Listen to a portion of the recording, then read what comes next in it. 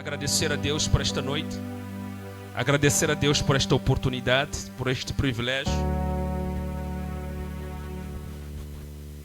Privilégio único que Ele nos concede de estarmos na presença dEle. Estamos aqui pelas suas misericórdias infinitas, misericórdias essas que sem elas não teríamos esta oportunidade hoje de falar com Deus. O amém está aqui? Graças a Deus. Abra sua Bíblia comigo no livro de Efésios, capítulo número 1. Os irmãos conseguem ouvir aí? Capítulo número 1, Efésios. Efésios, capítulo 1.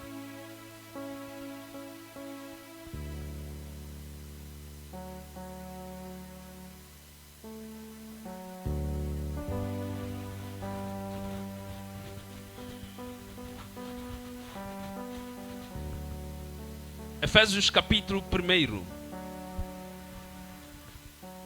Capítulo número 1.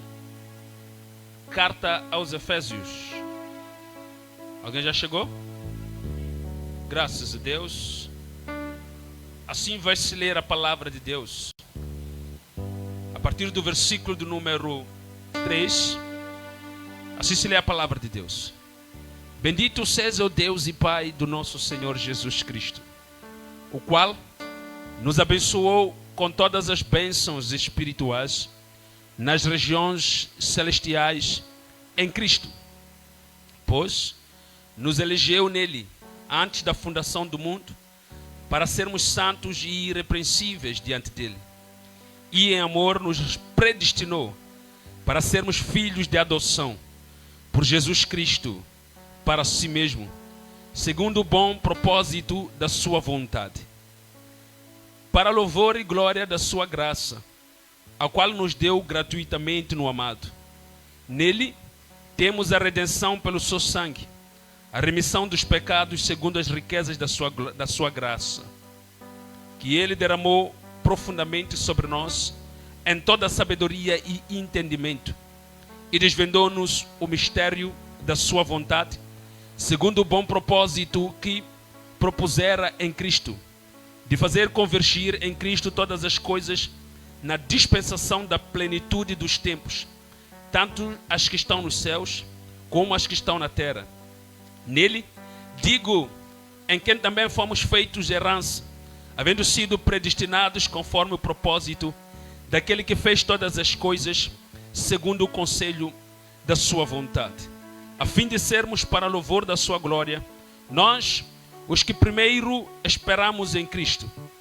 É também nele que vós estáis, depois que ouvistes a palavra da verdade, o evangelho da vossa salvação, tendo nele crido, fostes selado com o Espírito Santo da promessa, que é o penhor da nossa herança, para a redenção da propriedade de Deus, em louvor da sua glória.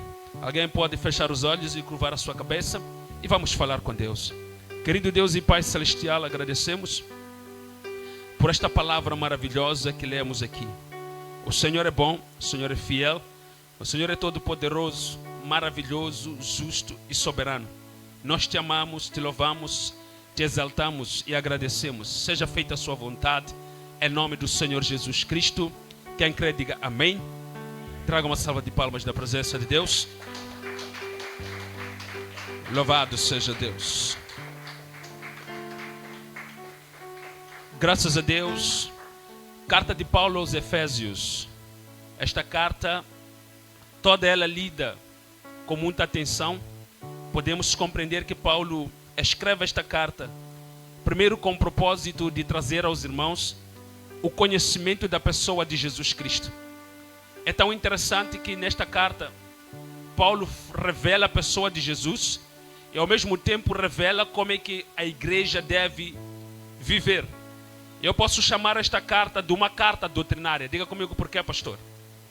Porque esta carta, ela ensina sobre como todos na igreja devem viver. A partir dos filhos, dos pais e de toda a congregação. Paulo ensina nesta carta acerca de como é que a igreja está organizada. Se você for para o capítulo 4, ele diz que a igreja está assim. há um só Deus e Pai, há um só Senhor e há um só Espírito. Há uma só fé, há um só batismo e há uma só esperança.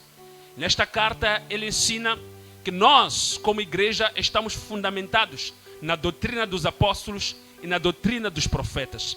Ora, é nesta carta onde Paulo também escreve de forma tão clara que, olha, quando nós, filhos, obedecemos nossos pais, nós teremos tempo de vida prolongado nesta terra. Este é o primeiro mandamento com promessa. E ainda ele vai dizer mais adiante que os pais não devem aborrecer os seus filhos.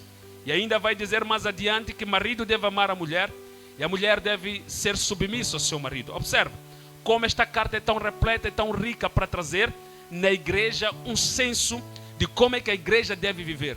De como é que as pessoas que frequentam a igreja ou as pessoas que são a igreja de Cristo devem viver. Alguém está a entender a mensagem de Deus aqui?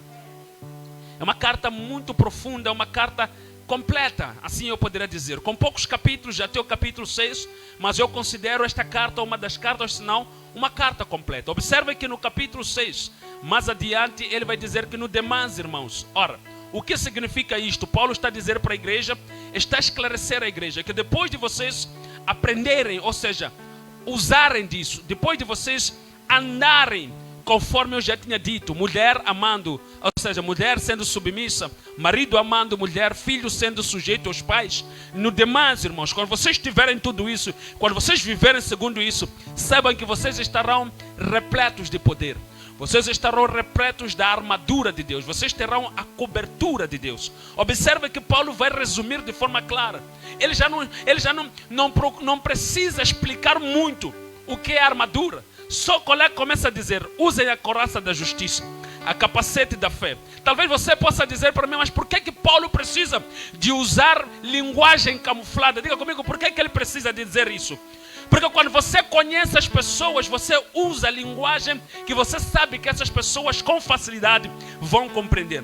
Paulo, ele sabia que essas pessoas já estão doutrinariamente preparadas, então já entendem o que é isso de escudo da fé.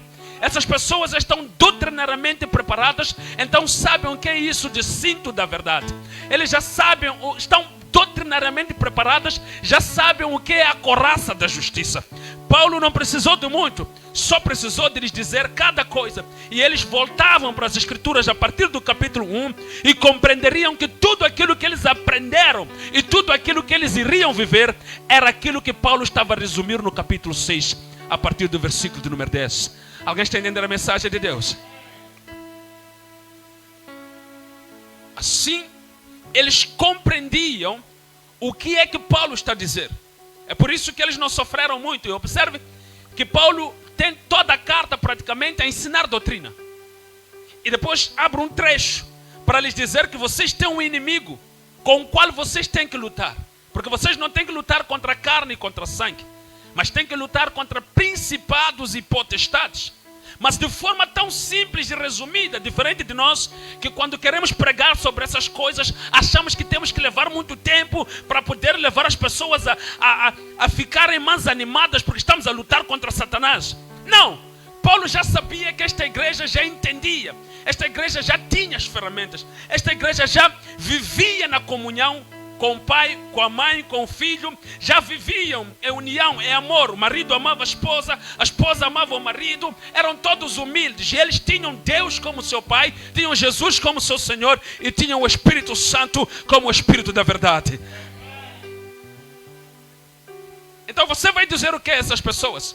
A não ser resumir um pouco, dizer, vocês têm um adversário, mas não se preocupem, mantenham-se na palavra, porque ele é o cinto da verdade. Ela é a couraça da justiça, ela é a espada do Espírito e ela é o escudo da fé. Paulo usa várias formas para poder demonstrar o que é a palavra. Quando você observa ali, Paulo, tudo aquilo que ele diz, cinto da verdade, couraça da justiça, tudo é palavra ali. Só que ele está a mostrar como é que ela vai operar em cada situação. Quando o pecado vem, você vai usar a couraça da justiça para que ele não penetre sobre ti. Quando as heresias vêm, você vai usar o capacete da salvação para que as heresias não entrem na sua mente. Quando vierem Satanás e lançar dardos inflamáveis para te impedir de orar, de adorar a Deus, de seguir em frente, você vai usar o escudo da fé, que é a palavra ao mesmo tempo. Você está entendendo o que Paulo está trazendo aqui? O cinto da verdade para você se manter firme e não cair é a palavra. Oh, meu Deus. Então observe de forma simples e clara que Paulo está a conversar com uma igreja que ele já tinha doutrinado. É por isso que é muito importante. A doutrina abre a mente. Paulo não precisa mais explicar muita coisa. Ele só diz, usa o escudo da fé. E ele já sabe, escudo da fé é o quê? É palavra. Não precisa muito.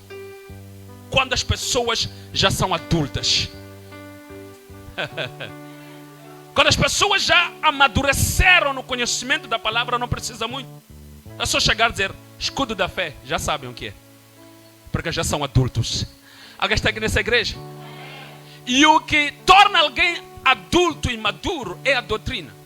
Por isso que a igreja é convidada a perseverar na sã doutrina. Nós saímos da sã doutrina, então nós nos tornamos crianças. Mas quando nós andamos na sã doutrina, permanecemos na sã doutrina, então nós amadurecemos, nós crescemos e Deus é glorificado. Está alguém aqui nesta igreja? Já foram para casa? Então observem aqui, queridos, que Paulo, no capítulo número 1, ele vai fazer uma saudação a toda a igreja, de forma tão simples como ele faz em quase todas as suas cartas. Ele vai apresentar-se como Paulo, o apóstolo de Cristo. Muito simples. Saúde a todos, em nome de Deus, o Pai. Aleluia. Em nome do nosso Senhor Jesus Cristo. Então ele saúda a toda a igreja. Forma simples. Mas há uma coisa que mexe comigo no versículo do número 3. Ele manda toda a igreja louvar a Deus. Ele diz, bendito seja o Deus Pai do nosso Senhor Jesus Cristo. O que Paulo está a trazer aqui? Paulo está a fazer uma citação bem clara de que Deus deve ser bendito naquela igreja. Poderiam pessoas, porque nós quando olhamos para os Éfesos, ou os Efésios, eram pessoas de origem pagã.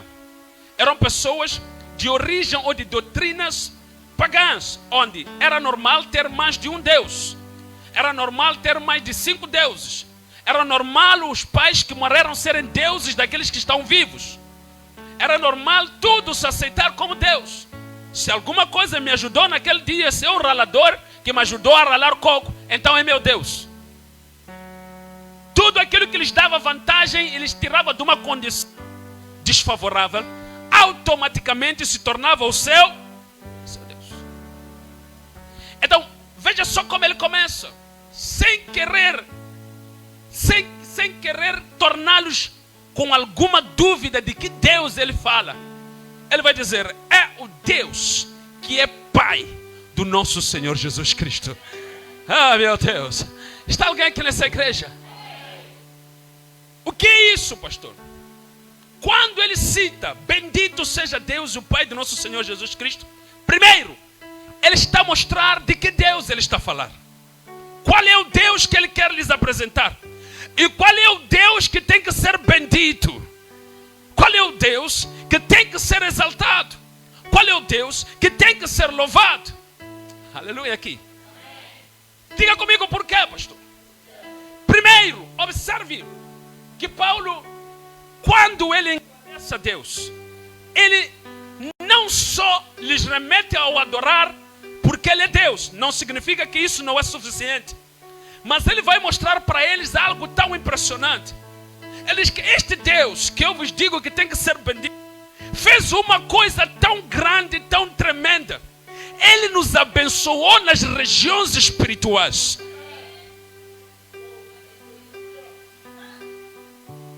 Louvem a Ele. Diga comigo por quê? Porque Zeus não pode fazer isso. Júpiter não pode fazer isso.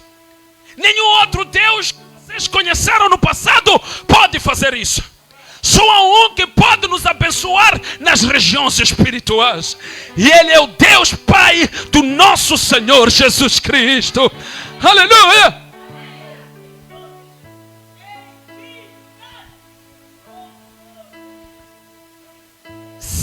deixar espaço para que alguém entre em confusão e ache ele que, porque eu ontem fui à campa do meu pai, as bênçãos, os favores de Deus, a orientação de Deus e tudo que Deus faz na minha vida, em função daquilo. Paulo diz: ei, fiquem calados todos.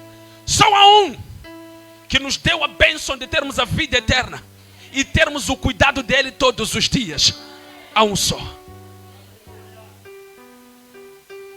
Alguém está aqui na igreja?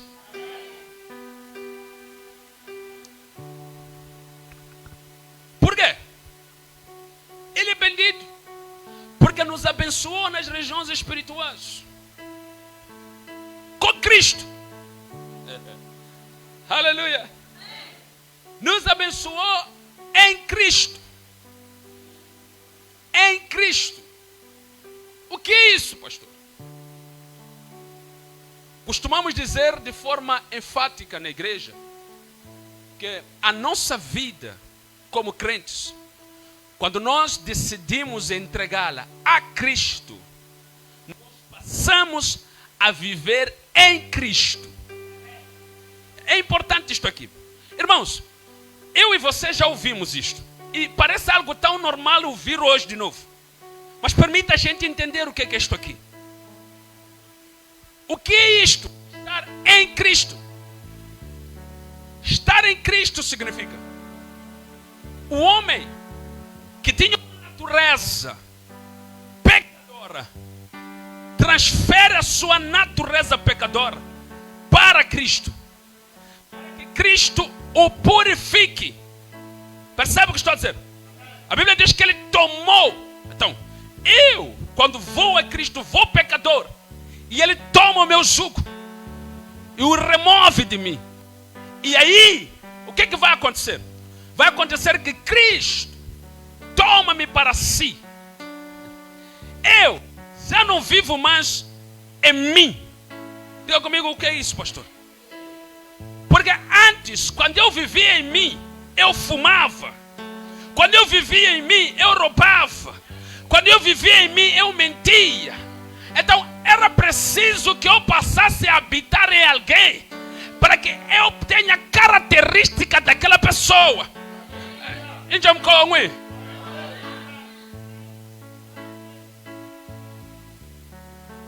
o que estamos a pregar? Quando o diabo está em alguém, essa pessoa toma a característica dele. Quando eu estou em Cristo, eu tomo a característica dele. A minha postura, a minha vivência, a minha fala, a minha ação vai ser em conformidade com aquilo que ele faz. É por isso que alguém vai confundir a ti, vai confundir a mim com Cristo. Os primeiros cristãos foram chamados assim, exatamente porque quando olharam para eles, disseram: estão em Cristo esses aqui. Esses não é normal. Da mesma forma como ele era, eles também são. Alguém está aqui nessa igreja, queridos?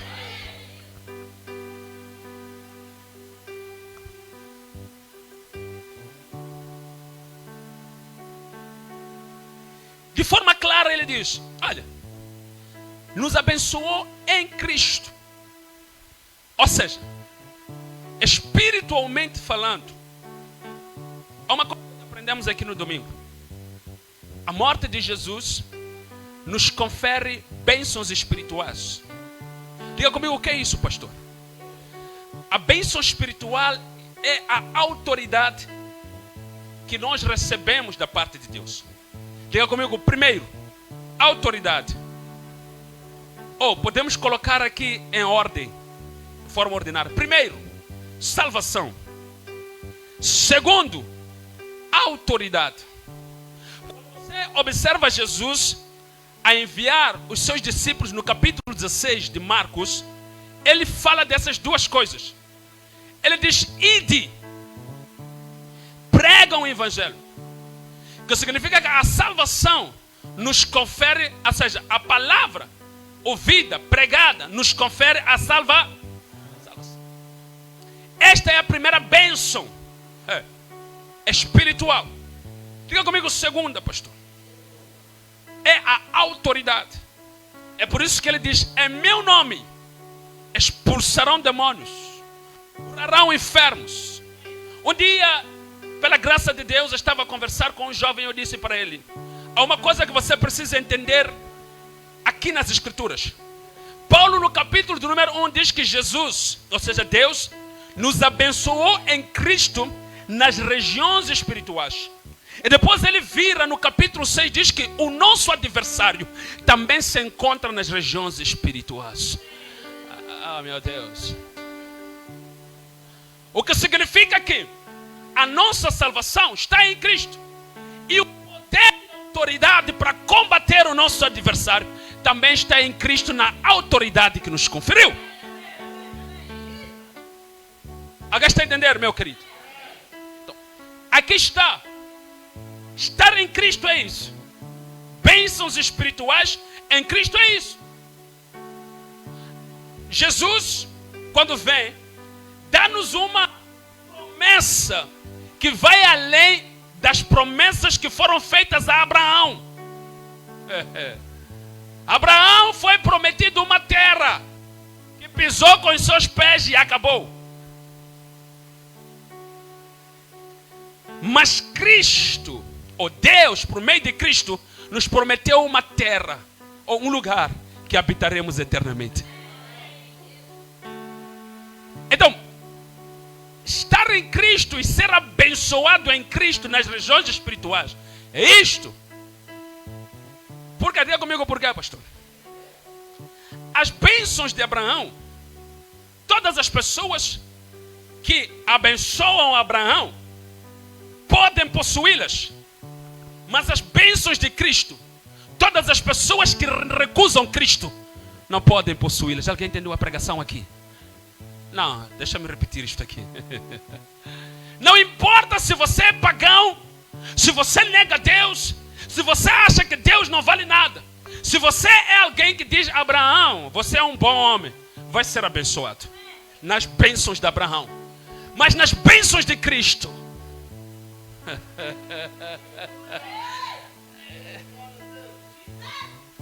escuta o que Deus diz para ele: bendito será todo aquele que te abençoar, Abraão. Não importa se ele é faraó, porque te deu gado, ele será abençoado. Não importa se esse faraó é pagão, é idólatra, é o quê? Será abençoado porque abençoou Abraão.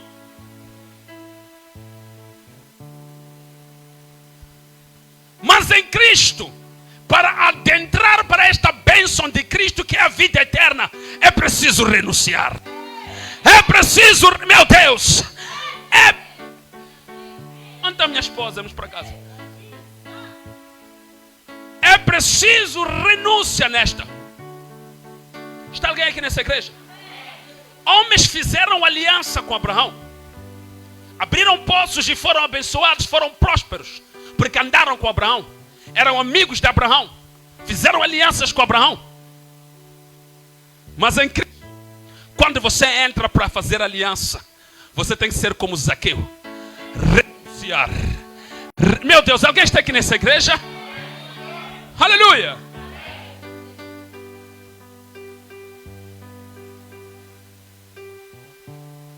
Quando Abraão entrou no Egito e o faraó tomou a esposa dele, depois de o faraó ter sido atingido, ele entendeu que esta mulher não devia ter tomado, devolveu, abençoou Abraão e foi.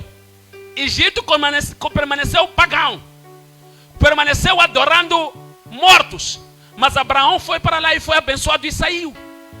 Jesus foi para Jericó.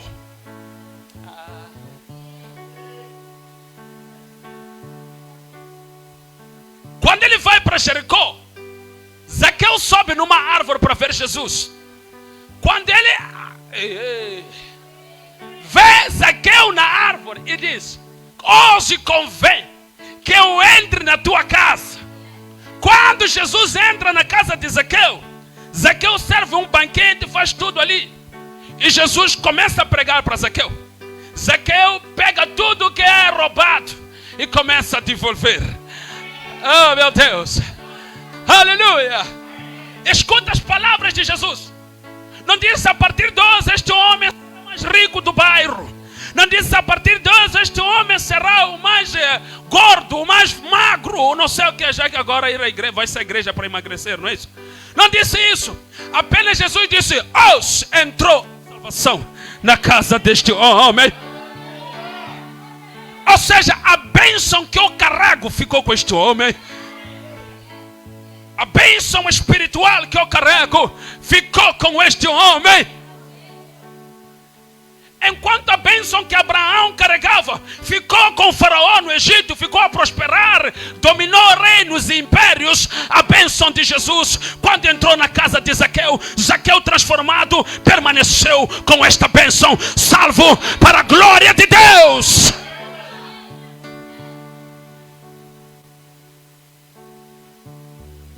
Está alguém aqui na igreja ou já foram para casa? Então Paulo enfatiza isto.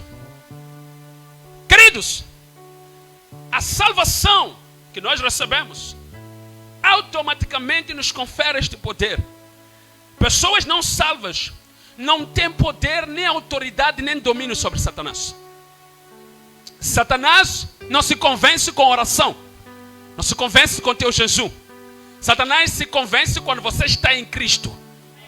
Quando você entra em Cristo, Satanás se convence. Aleluia.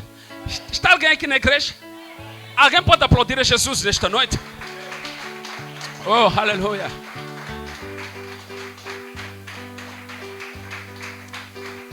Aleluia, Ele é bom. Ele é santo. Ele é todo poderoso. Então, meus queridos, de forma tão simples, Ele diz aos seus ouvintes que estar em Jesus Cristo é ser bendito. Aleluia. Por quê? Porque o Deus que nos inseriu lá, que é o Pai do nosso Senhor Jesus Cristo, Ele nos abençoou. É que crente, quando você diz bênção, a primeira coisa que ele pensa é um carro ali fora.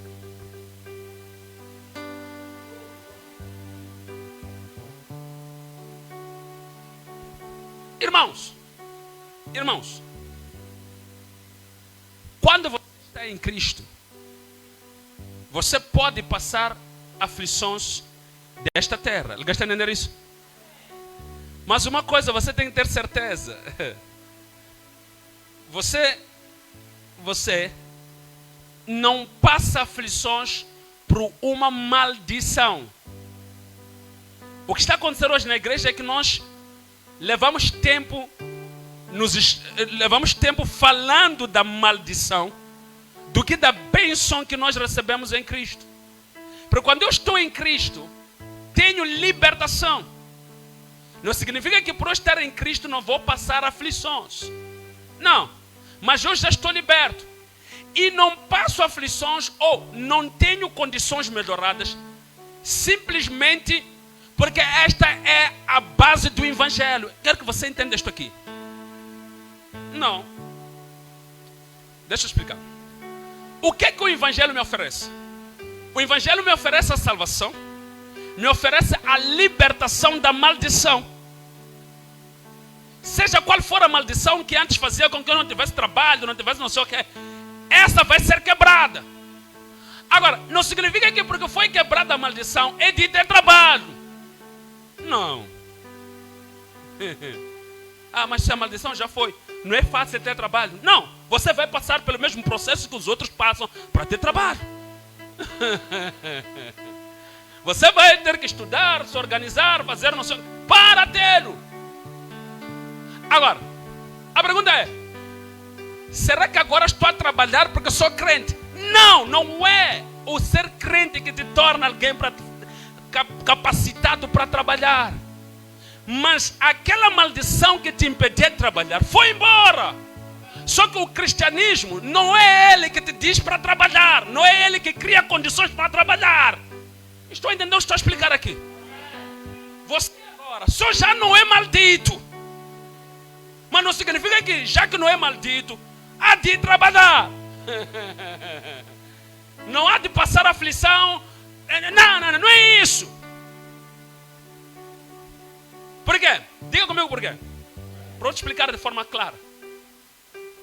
Temos irmãos que vivem em zonas tão recônditas que não têm condições nem mínimas de trabalhar nem de nada. Verdade ou não?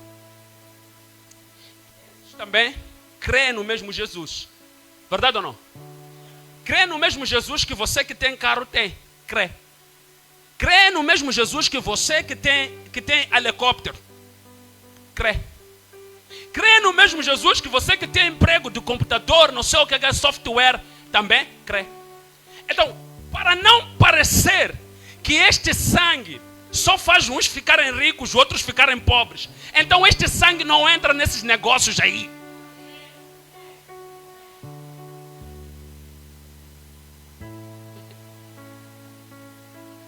Estão a entender, meus irmãos?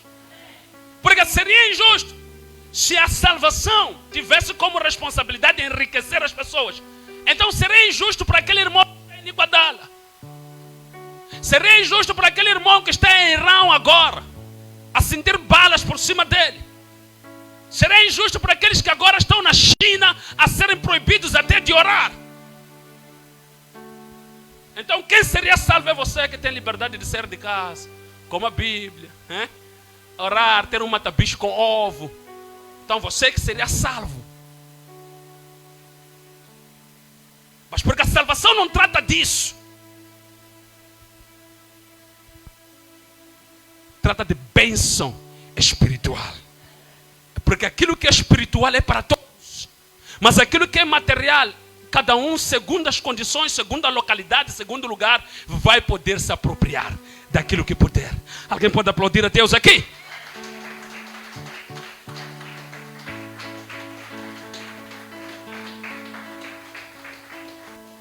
É por isso que Paulo não quis falar de material aqui. Disse: bendito seja Deus e Pai do nosso Senhor Jesus Cristo, que nos abençoa onde? Acabou. Acabou. Ah não, Jesus morreu para eu ser empresário. Uemba. Você foi empresário porque dedicou-se, trabalhou, estudou, etc. Se houvesse maldição que te impedia de você trabalhar, não sei o que, Jesus removeu, porque isso não removeu por causa do emprego. Removeu porque aquilo é maldição. Estou minha esposa aqui. Estás aí? Vamos para casa. Aleluia.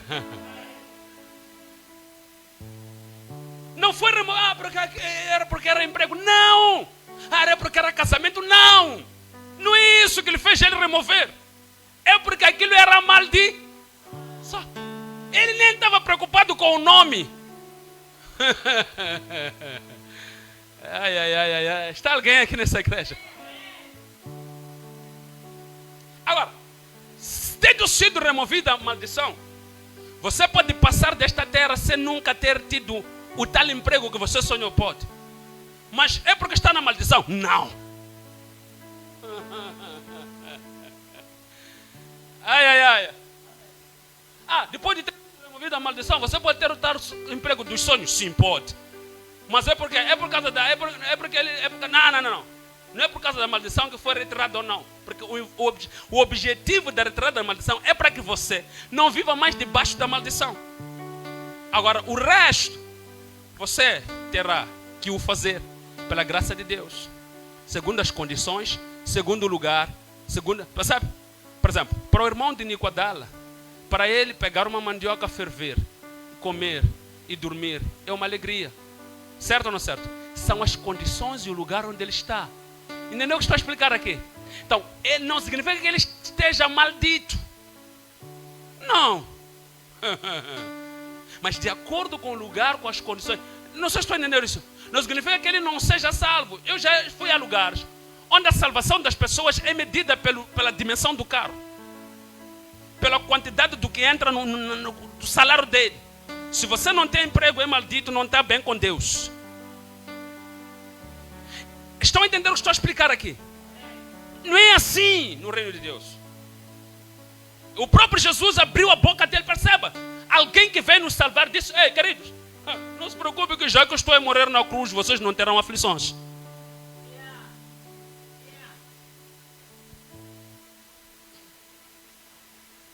No mundo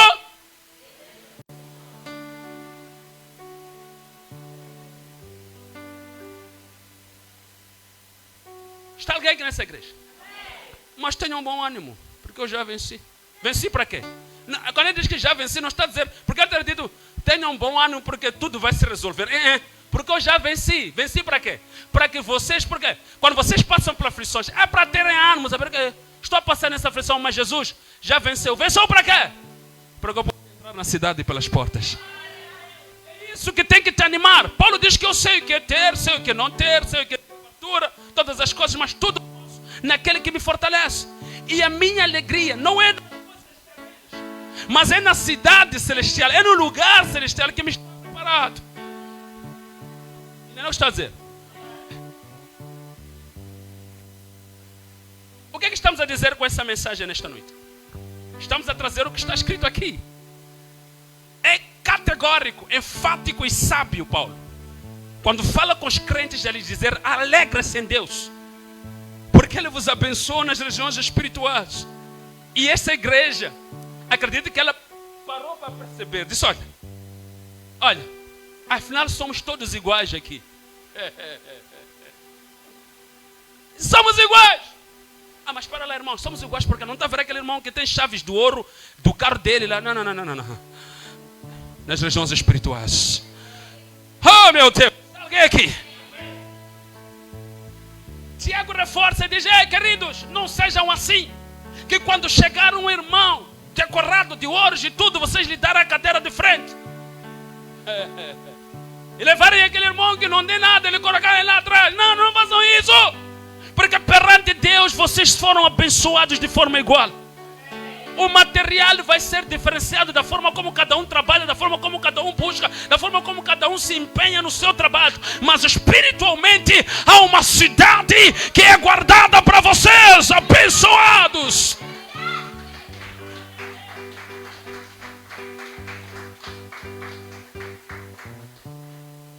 Aleluia aqui na igreja.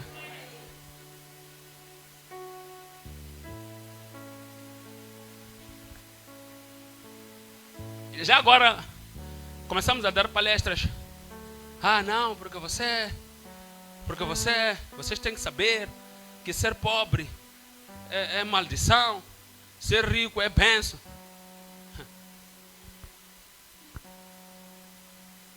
Não faz isso.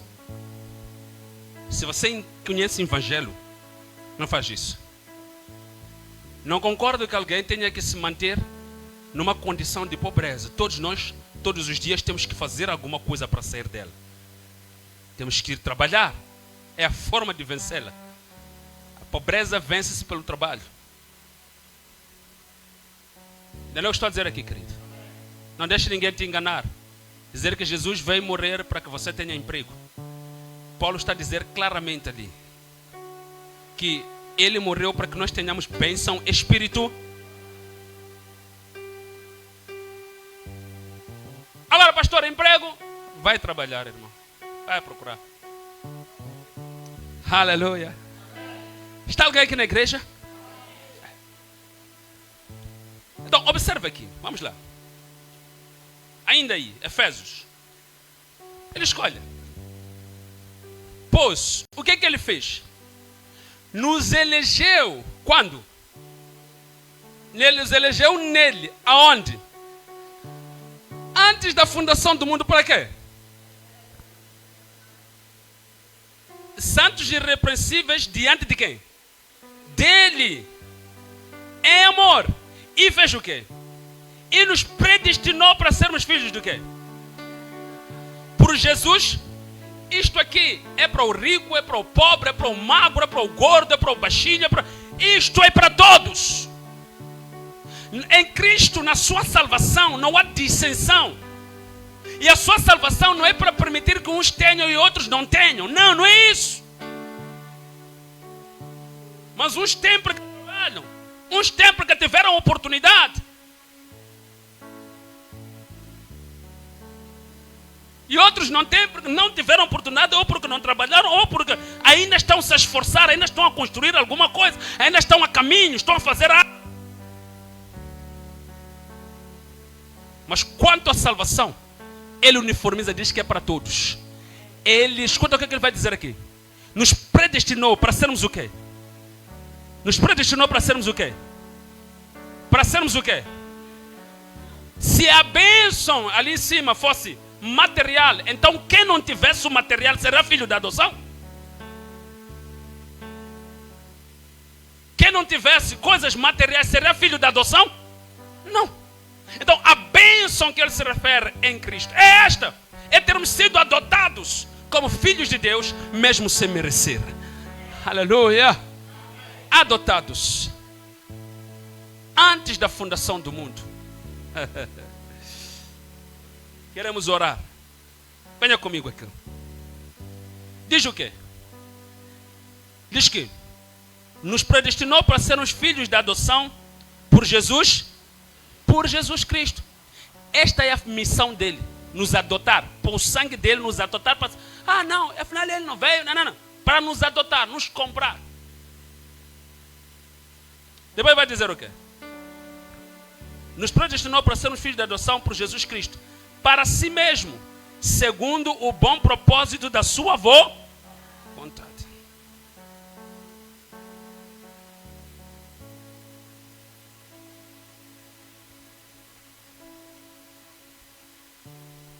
Entendeu, meu irmão?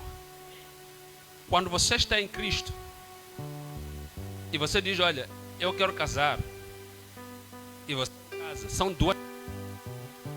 Ou é o tempo que não chegou, ou é porque você ainda não decidiu ir casar. Só isso. Eu ainda não estou a explicar aqui. Só isso. As pessoas pegam a salvação e começam a manipular, a colocá-la, a inutilizá-la e torná-la algo banal, ao ponto de lhe meter a salvação em coisas banais, como casamento, como carro, como emprego. Não. Se você olhar para si e perceber o quão você é valioso, você vai entender o quão precioso foi a morte. E deixar de levar a ela para coisas materiais. Entender que ela foi para transformar o ser, o homem que estava morto, para que ele seja filho de Deus. Aleluia. Como sempre, pela graça de Deus, digo: quando vais começar teu negócio, ora. Quando vais trabalhar, ora. Quando vais estudar, ora. Coloca Deus sempre em tudo. Por quê? Porque Ele tem que tomar a dianteira em tudo. Mas a tua salvação não é ela. Ou seja, não foi trazida até a ti por causa dessas coisas que você pediu. Tem que saber separar as coisas. Não sou salvo para ter. Sou salvo para ter vida eterna, não para ter um material. Mas quando eu quero um material, eu peço ajuda de Deus. Entendeu o que estamos a explicar aqui? Simples, uma frase bem simples e curta, né? Não sou salvo para ter um material, mas para ter a vida é. Só que quando eu preciso do material, peço ajuda de quê? É simples. Uma frase simples. Porque quando você, repito de novo, começa a levar a salvação, a vida eterna, e começa a deduzi-la ou reduzi-la a coisas materiais, você entra numa comparação em que você se torna superior a um irmão que não tem. Porque a salvação parece ser mais fidedigna e verdadeira em relação àquele que não tem.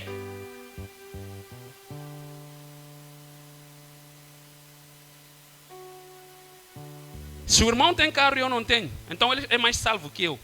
Porque a morte de Jesus garantiu que ele tenha carro, tenha emprego, e eu não tenho. Então Jesus morreu mais para ele do que para mim. É por Jesus não quis entrar aí. Ele preferiu vir resgatar a alma e deixar com que o homem continue trabalhando para comer. É por isso que um dos homens, senão o homem que escreveu aqui para os Efésios disse: aquele que não fizer o quê? Aquele que não fizer o quê? Não deve fazer o quê? Acabou. Mas esses que foram ditos isso, eram salvos ou não eram? É isso. Estavam salvos e já tinham esta bênção espiritual aqui em Cristo. Mas não queriam trabalhar naquele momento. Até porque a justificação deles para não trabalhar era: o arrebatamento está próximo. Paulo disse: ei, meus irmãos, eu sei que vocês estão aflitos em ser arrebatados, estão felizes, são salvos, Mas se vocês não trabalharem, não vão comer.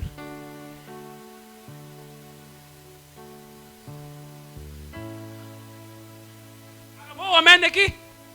Pensava que era para eu orar e cair dinheiro no bolso. Olha, patrão, quer dinheiro no bolso? Vai trabalhar. E santifica-te mais para poder herdar o reino de Deus. Alguém quer orar nesta noite? Coloque-se de pé, estaremos falando com Deus. Graças a Deus. Iwena sikwembu changa I kulukomba Jesu iwena atimba yanga iwena oh iwena kuloko hallelujah hallelujah hallelujah wenako Jesus hallelujah hallelujah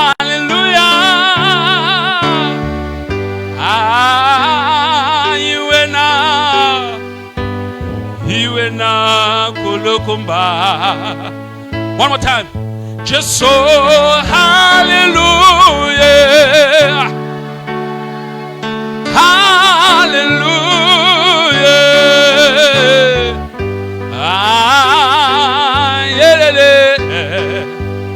winako hallelujah